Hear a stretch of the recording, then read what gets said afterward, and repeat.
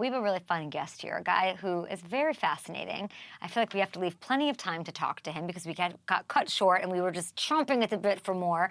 And he spent parts of 5 seasons with the Falcons, the Packers, the 49ers, some very hot teams going into 2023. And he's quickly becoming a live stream Madden legend on TikTok, a self-proclaimed first team all Twitter. His name is hard to say, Benkert. When you're super famous, do not forget about the Up and Adam show. I appreciate that. Thank you so much. Glad to be back. Where are you? It was pitch black before. I liked it better. We had a little switcherooski. I'm on my deck. We live in Maui right now, and it's still super dark out. And how are things in Maui? Tell me. They're getting better. Things are cleaning up, and I think right now it's more so wanting people to come back so that tourism spikes again and local businesses don't kind of, feel that as much. But I think things are getting better. Thank you for being here. Thank you for waking up early over there. We're all the way in New York. It's so nice to see you. And I heard that you were on Madden last night. I got a little shout out. Yes. You did. Are you surprised? Are you surprised that I know that? I've got little I got little ears everywhere. You do. It was a good stream. But yeah, I've been streaming Madden on TikTok, and it's been doing really well. All the numbers have been great, so it's been a fun little transition. So, at what point do you realize, oh, this is legit, I can create a community here? I don't know anything about that world, but you're killing it. It can't be easy. No, I would say 3 years ago, I realized, I could actually do that. And then I would say 9 months ago, I started just playing around with Madden, actually when I got released from the 49ers. And I started doing live breakdowns of games as if I was just broadcasting and just saying what I was going to do before it happened. And people started loving it, and it took off. So it's been really cool to see it grow. I mean, so I'm looking at this, you have 423,000 followers on TikTok. That's so impressive. Madden hires you as a consultant. They're trying to make their gameplay be even more realistic. And gamers like yourself, I understand, have had frustrations with sort of the lack of realism in the game over the recent years. What exactly are you working with Madden on right now?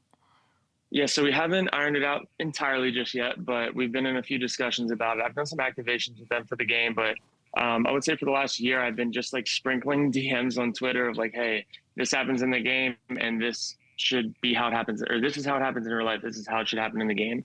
And they've been pretty receptive to it. And I've been doing it in as least of a negative way as possible that I can.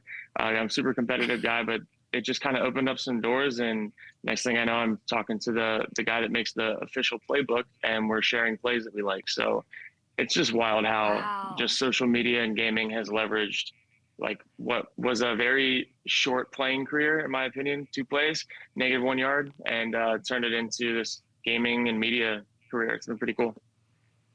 It's very cool. And like I said, it can't be easy. And I like that you're doing it in a positive way. That's what I think is the coolest part of it. You're not complaining. You're not bad-mouthing anything. What is one thing that still needs improvement in the Madden world? Ooh, I would say the number one thing is being able to motion 2 players on the same play. So right now in Madden, if you motion 1 player, that's all you get. Where the offenses that I came from, thanks LaFleur, motion a lot of people all the time, shift and motion on the same play. So that would be my number 1 request at this point. I feel like I kind of understood it. I'm what, Street Fighter 2 on Sega. I don't know what you're saying, but okay. Yeah. I do know this though. I saw Tyreek Hill and all of that discourse, and he's saying he doesn't even watch game tape. He goes on Madden and he looks at cornerbacks' attribute ratings to know sort of what he's up against week in, week out. Are you Benkert, Madden guru, signing off on that scouting technique? I think the technique does a relatively decent job. I'm going to say I think it does. Do I think that he is being completely honest? I don't think so. But I'm going to say that I think it would work for most people. I mean, Tyreek Hill is sort of his own animal. That's certainly true. Now, last time we had you on, we talked a little Packers. We talked a little, and we'll go to that because that's a spicy topic as always. But you did spend time in the Bay last season, and it's just a hot little topic going into 2023. The quarterback room's been a roller coaster. You were in the mix there at a certain point. This week, Jimmy G had this to say about the whole situation to Sports Illustrated, I believe. Take a listen. What did you make of the Trey Lance trade to Dallas? Weird situation. been a lot of weird situations over there in San Francisco, just to leave it at that. But, I'm happy Trey got another shot, man. How do you think San Francisco's handled those quarterback situations? How do you think they've handled them? I think it's been messy. I'll put it that way. Yeah, that's a nice way to put it. How would you put it? I think I'd put it exactly how he put it. Last year was just crazy. You had obviously like Trey at the beginning, he got hurt. Then Jimmy rolled through the year and they started doing really well. They traded for Christian McCaffrey. Then he got hurt and then Brock comes in. And it's just funny to see how Brock like excelled in that offense, because while I was there for my 3 months, he was the third string guy that just barely made the cuts.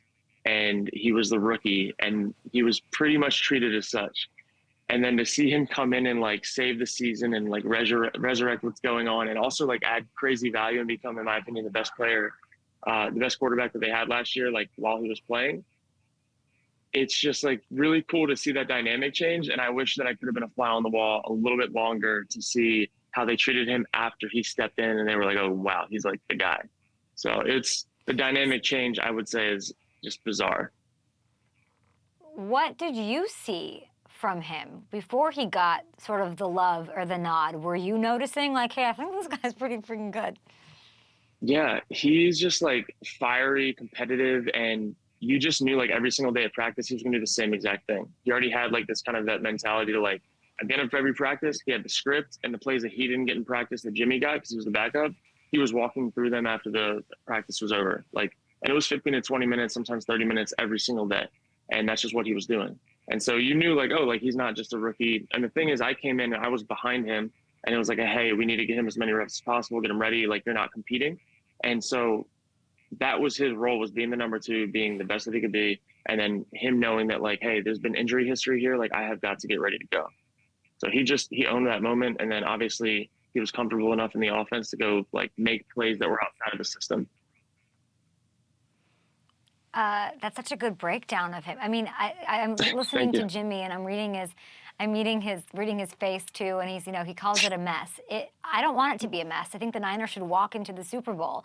Bosa's not signed though. This quarterback thing was sort of a mess. Kyle Shanahan's having to talk. He's emotional. He's talking about Trey Lance, his development, all that. They want to close that chapter.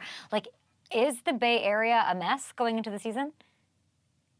I think it was a mess throughout preseason. I don't think it's a mess anymore. I think they have what they need. I think they know what they wanted to have by week one, and I think they're going to roll through the season. As long as Brock stays healthy, they have obviously all the pieces around him to let him flourish. But like he does things in that offense that I don't think the offense was designed for, and it's elevated them tremendously. So I'm excited to see it. I also think they should waltz into the Super Bowl. I mean, look at these plays that he's making. Like, he looks like he's been doing it for a really long time. Now, Trey Lance is with the Cowboys. I feel like you liked that pick as far as what I was seeing, what I was reading. What sells you on that? Like, why do we love that? I think that Trey has a similar play style to Dak. I would say that Trey's more athletic and probably has a bigger arm. Trey, in my opinion, is going to be better in a system that pushes the ball vertically than checks it down. Shanahan's is more crossers and side to side. And at least from what I've seen, Dak likes to go empty and likes to spread it out. And then they have a unique run game, obviously, too. But I just think that for him to learn under a quarterback that's a similar play style to him is going to be beneficial, where he was learning under Jimmy and their play styles were entirely different. So it's kind of hard to take all the pieces from someone that's been doing it for a long time when you have to go in as a rookie and second-year player and like figure it out on your own with your own play style. He at least gets to learn firsthand from somebody that plays similar to him. Kurt, the problem here is I like having you on the show, but every time I have you on the show, I'm this much closer to like an NBC or a Bill Simmons, that damn Ringer, or The Athletic, or CBS. Somebody's going to come and take you away from me, and I'm in a really bad predicament here. I appreciate that a lot. It means a lot to me. You're I killing can't say it. anything You else. really are.